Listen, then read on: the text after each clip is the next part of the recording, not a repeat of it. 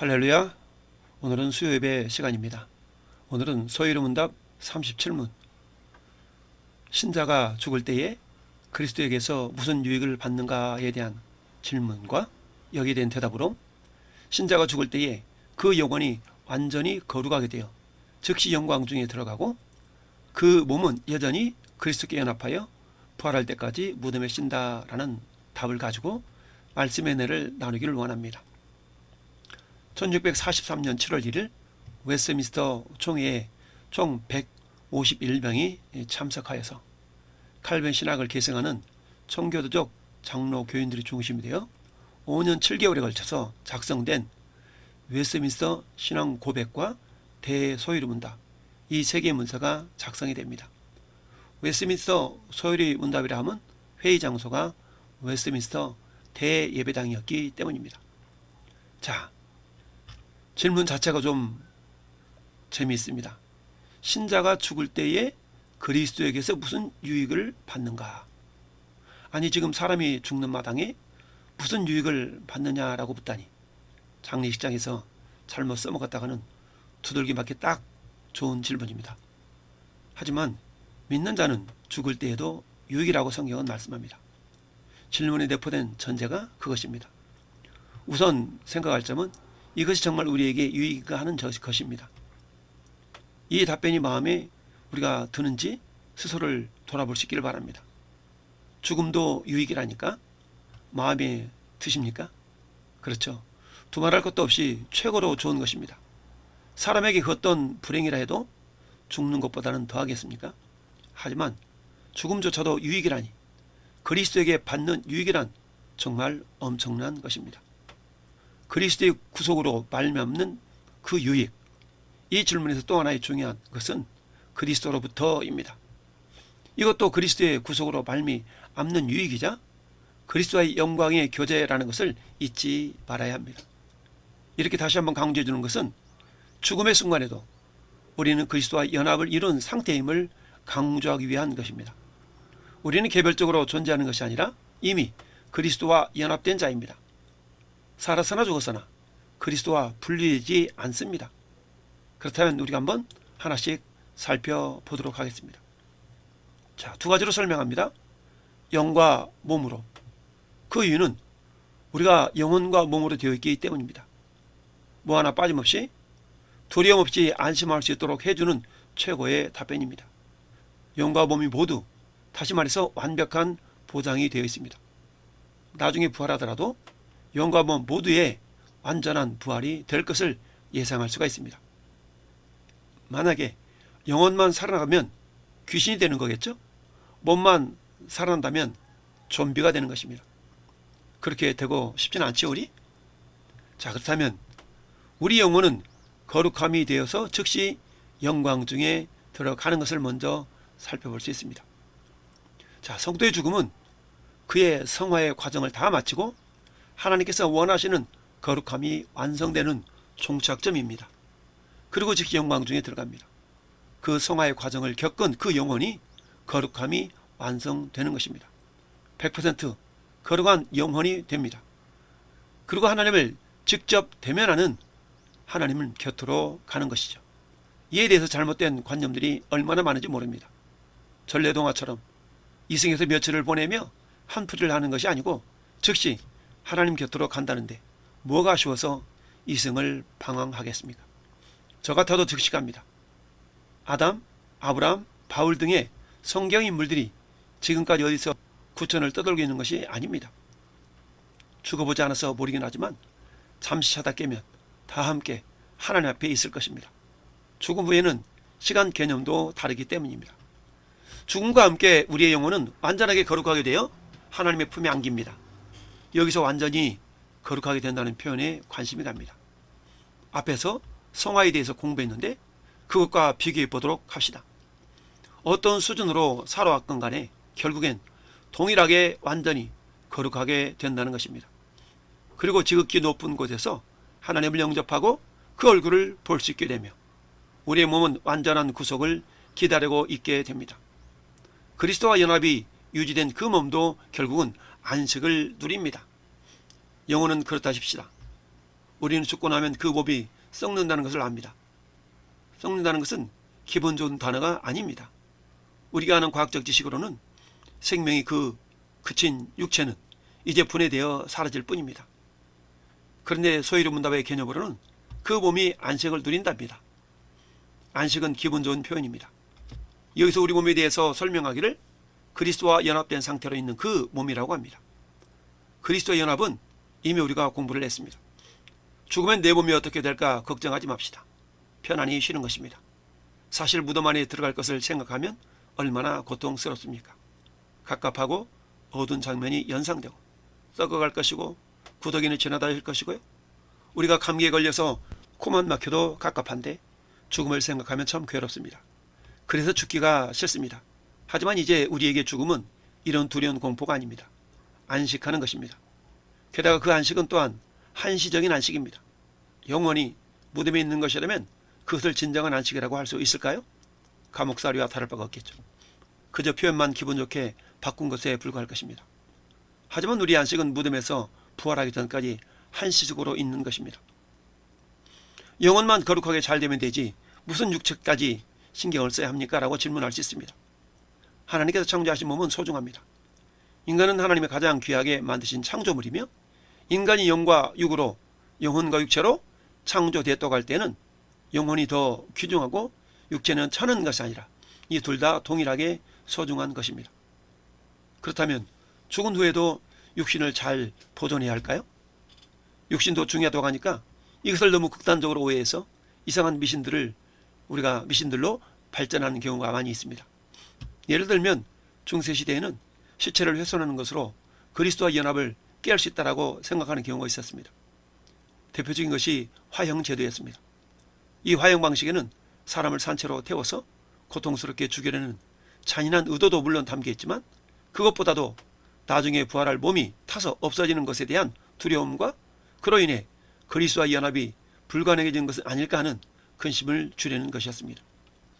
심지어 미처 화형을 시키지 못하고 묻힌 경우에도 무덤에서 다시 꺼내어 목을 친 경우도 있었습니다. 어떻게든 몸을 훼손해서 부활 후에도 괴로움을 지속시키려 하는 것인데 사실 그렇게 한다고 해서 믿는 자의 몸이 부활 후에 무슨 손해를 보거나 하지 않습니다. 어떤 형태이든 중요한 것은 그 몸이 여전히 연합되어 있다는 것이죠. 걱정할 필요가 없습니다. 초대교회 성도들은 로마의 대경기장 콜로세움에서 맹세들에게 사지를 뜯겨 죽이면서도 부활에 대한 소망을 잃지 않았습니다. 체계적이고 올바른 신앙을 가진 자들은 죽음의 순간에도 의연할 수가 있는 것입니다. 그렇다면 살아있는 사람들은 죽은 자들의 혼을 달래줄 필요가 있나요? 죽음은 보편적으로 슬프고 괴로운 일입니다. 그래서 많은 나라에는 죽은 자를 위해 울거나 그 혼을 달래준다며 어떤 특정한 의식을 행하는 풍습이 있습니다. 심지어 우리나라의 전통 장례 예식에는 끊임없이 우는 역할을 해주는 사람들이 있을 정도입니다. 무신론자들 입장에서는 죽음의 끝이므로 그 혼이 억울하기도 하겠습니다. 그래서 이심전심으로 그 혼을 달래주는 마음이 드나 봅니다. 그러나 그리스도와 연합되어 죽음까지도 유익이 되는 우리는 한일할 게 없습니다. 죽는 순간 영혼은 천국에, 그리고 보면 편히 쉬는 것인데 달랠 일이 뭐가 있겠습니까? 그런 점에서 우리에게 이제 제사라는 것은 말도 안 되는 것입니다. 제사는 결국 죽은 사람들을 위해 뭔가 하겠다는 것인데 그분들이 지금 제사상에 차려진 음식 먹으러 오고 그럴 이유가 없습니다. 이미 영원한 나라에서 하나님과 교제를 누리고 있는데 뭐가 부족해서 밥 먹는다고 오라 가라 하겠습니까? 게다가 죽은 조상이 먼저 가서 우리를 돌봐준다고 생각하는 것도 인류 보편적인 생각인데 전혀 근거가 없는 이야기입니다. 우리를 돌봐주시는 이는 조상이 아니라 하나님이십니다. 캐톨릭에서 말하는 혹시 연옥이라는 것을 들어보셨나요? 캐톨릭에서 말하기를 성도는 죽은 후에 그리스도가 부활하기 전까지 천국과 지옥 사이에 있는 연옥이라는 곳에서 대기 상태로 있으면서 생전에 지은 죄 문제를 해결한다고들 합니다. 그러나 이렇게 말하는 것은 성경적 근거가 전혀 없습니다. 칭의 이후에도 성도에게 여전히 남아있는 죄의 문제와 성화에 대한 이해가 잘못되어 있어서 이렇게 죄를 지은 상태로 어떻게 천국에 바로 들어갈 수가 있겠어요? 라고 생각하여 논리적으로 상상해낸 잘못된 교리일 뿐입니다. 성도는 즉시 영광 중에 들어가 하나님과 함께 거하게 될 것입니다. 어찌 보면 나름대로 부족한 지식을 동원해서 성도의 남은 죄 문제를 해결하는 노력이었던 연옥설은 그러나 나중에 가톨릭의 타락의 핵심 주제인 면죄부 판매의 근거로 활용됩니다. 지금 이 순간에도 연옥에서 고생하고 있는 돌아가신 할아버지 할머니, 부모님, 친척, 동생, 오라버니를 위해서 당신들이 현금을 내서 그들의 죄값을 감면해 주라라는 식의 거짓된 설교는 가족을 그리워하고 사랑하는 수많은 무지한 사람들을 현혹시켰습니다. 잘못된 교리는 파급력이 큽니다. 결국에는 그 가려진 이면의 모습들 끝내 여실히 보여주게 됩니다. 종교 개혁자로부터는 바로 이 문제를 다음과 같이 반박함으로써 종교 개혁운동을 폭발시켰습니다. 그러므로 교황의 면제로서 인간은 모든 형벌로부터 해방되며 구원받을 수 있다는 것을 선전하는 면죄부 설교자들은 모두 오류에 빠져 있는 것입니다. 사실상 교황은 연옥에 있는 영혼에 대하여 어떤 형벌도 사할 수가 없다. 연복의 안에 던진 돈이 딸랑 소리를 내자마자 영혼은 연옥에서 벗어나 나온다고 말하는 것은 인간의 학설을 설교하는 것이다. 돈이 연복의 안에서 딸랑 소리를 낼 때 이득과 탐욕이 증가한다는 것은 틀림이 없다. 동시에 성직자의 대신 기도하는 그 기도 응답 여부는 하나님의 선한 뜻 안에만 달려있는 것이다. 연옥으로부터 영혼을 속량한다거나 그리고 고백장을 사는 사람들은 참여할 필요가 없다라고 가르치는 자는 비기독적인 기독교적인 교리를 가르치는 사람이다 라고 루터의 95개조 방법문 가운데 기록되어 있습니다. 그렇다면 몸도 부활한다면 썩거나 화장한 몸은 어떻게 되는 것일까요? 우리가 이 질문에 대해서 생태계는 순환되기 마련이므로 썩어서 흙이된 우리의 몸을 식물이 자양분으로 삼고 그 식물은 또 다른 동물의 양식이 되어 그의 몸을 구성하는 성분이 될 텐데 이러한 과학적 사실을 다 아는 우리들이 몸의 부활이라는 것을 어떻게 이해해야 할까요? 창조에 대해서 배웠던 것을 다시 기억해 봅시다. 창조에서 가장 중요한 설명이 무에서 유로의 창조라고 배웠습니다. 하나님께서는 우리를 무에서 창조도 하셨는데 썩거나 썩인다고 해서 부활의 차질이 빚어질 것 같지는 않습니다. 불교자들은 천국에서도 불교로 사나요? 전쟁에서 흔적도 없이 타버린 사람들은? 뼈도 못 치는 사람들은 어떻게 하나요? 앞의 질문과 일맥상통하는 내용입니다. 성경에 의하면 부활할 때 우리의 몸의 존재 자체가 변한다고 합니다. 이것은 과학을 초월하는 이야기입니다. 모든 과학 규칙이 결국 물리법칙인데 썩는다는 것도 결국은 화합 물질이 변하는 것이니 그런 모든 물리법칙이 다 하나님 만드신 것이므로 다 새롭게 하실 수 있는 것입니다.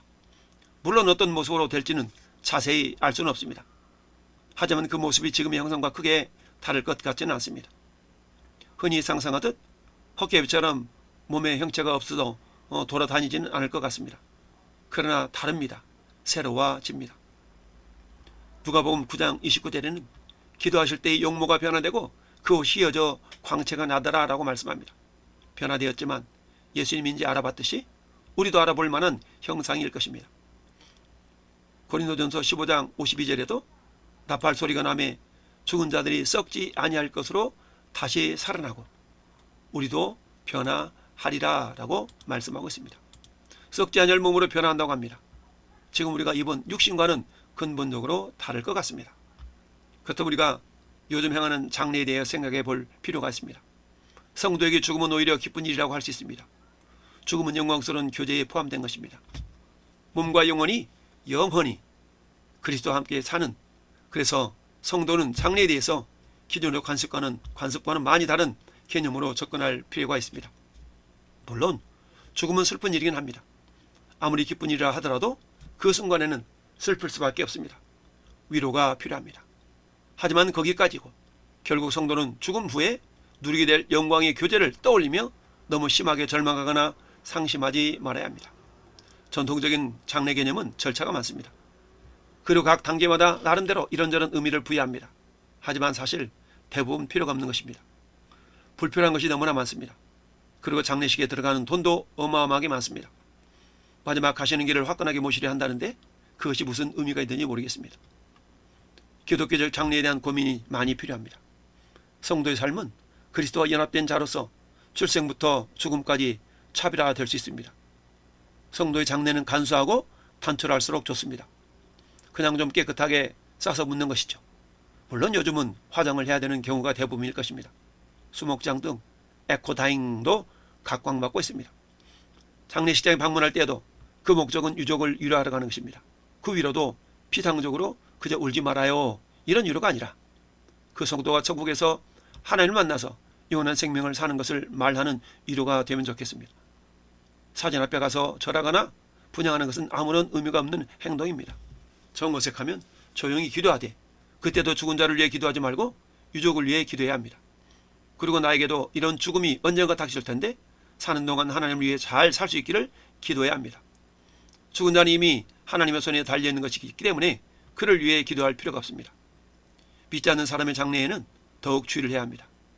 그 사람이 죽은 후에 어떻게 되는지는 분명하게 배웠습니다.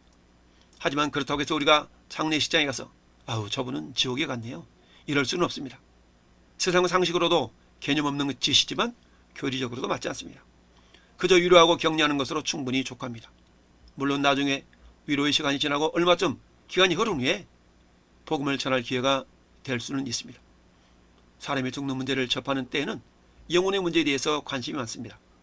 그럴 때 서로 인격적인 관계가 된다면 인생의 죽음은 누구에게나 있는 것이고 살해는 우리가 이제부터 어떻게 사느냐가 중요하다는 것을 이야기할 수가 있을 것입니다. 살아서 하나님을 믿고 영접하는 것은 모든 인생들에게 어느 무엇보다도 중요한 것임을 전할 수 있습니다. 그리고 그것이 복된 삶이라는 것을요. 다만 그가 분명히 복음을 거부하고 사망했는데도 단지 유족을 위로하기 위한 목적으로 그가 좋은 곳에 갔을 거라고, 구원을 받았을 것이라고 거짓을 말하게 되는 것은 우리가 주의해야 합니다. 사망은 죄의 대가라고 배웠는데 왜 죄사함을 받은 우리도 여전히 죽게 될까요? 예수님이 진짜 도마의 질문과 똑같은 질문입니다. 그런데 우리는 소요리 문답을 배우고 있지만 대요리 문답 85문에서 여기에 대해서 대답을 하고 있습니다. 대요리 문답 85문은 죽음은 죄의 대가이다. 그러나 왜 죽음으로부터 구원받지 못하는가? 우리의 모든 죄는 그리스도 안에서 용서를 받았는데 죄의 대가는 죽음이라고 했습니다. 즉 죄 때문에 죽는다는 것인데, 그렇다면 그리스도 안에서 죄로부터 구원받은 자들을 죽어서는 안 되는 것 아닙니까? 다시 말하면 죽는다는 것은 죄가 있다는 것이고, 택함 받은 자도 죽는다는 것은 그리스도의 구속이 불완전한 것이 아닌가? 이런 추측을 해볼 수 있을 법합니다. 죄의 형벌로부터 구원받은 것이지 죄 자체를 없애주는 것은 아닙니다. 여전히 짓는 그 죄 혹은 죄의 잔재들로 인해서 죽는 것이 아닐까? 여기에 대한 대답을 보겠습니다. 의인은 마지막 날에 죽음으로부터 구원을 받을 것이다. 그리고 심지어 죽음의 찌름과 저주로부터도 구원을 받는다. 즉 그들은 죽었지만 거기에 하나님의 사랑이 있다. 첫째, 죄와 비참함으로부터 그들을 완전히 자유롭게 하는 사랑. 둘째, 그들에게 능력 있게 해서 영광 안에 그리스도와 교제하게 하고 그 다음에 그들을 그리로 들어가게 하는 사랑. 답은 구원받는다입니다. 비록 그리스도께서 모든 죄를 용서하셨지만 용서하셨다는 뜻은 그에 대한 형벌을 없이 주셨다는 것이지 죄를 짓지 않게 되었다는 것은 아닙니다. 고로 택함 받은 자들도 여전히 죄 가운데 있기에 죽음을 맞이하게 되는 것입니다.